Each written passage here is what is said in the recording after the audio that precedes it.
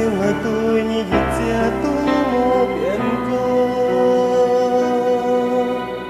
dịp chia chia của leo dịp nhé những bạn chỉ có han theo kết nền tại đi mới dịp ra nhưng tôi xin gì kín môi biển mãi nhen gì nhí bởi biển xì mãi nhen gì nhí theo thôn chi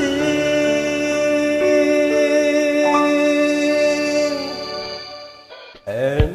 mẹ nhìn hàng tàu ngày sáng ta đi ra mỗi chiến gì tôi mình mới ơi lời khán anh công chúa ơi ơi nhỉ ơi ta nhỉ một gì gì ba nhỉ bởi tôi với ngài giả chân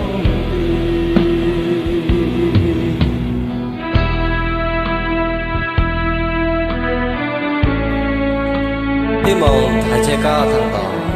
呢條歌唱出按照意思。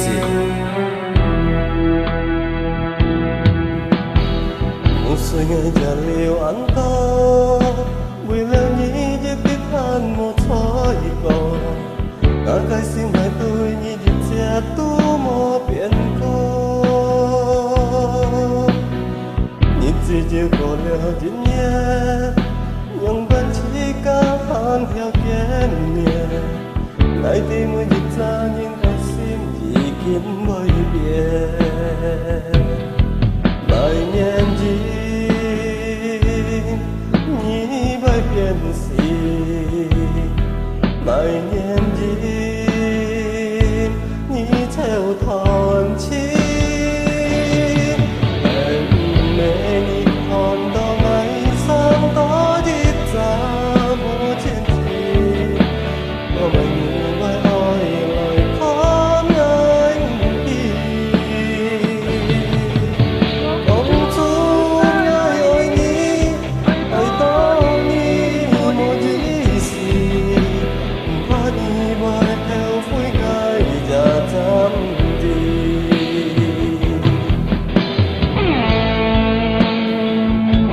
Mình cứ song song hy vọng大家多多nhận諒啦。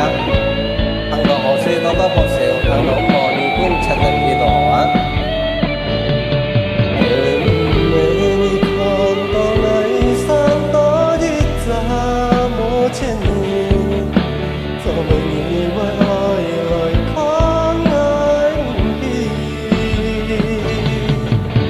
công chúa ơi ơi nhí ơi tao nhí một gì gì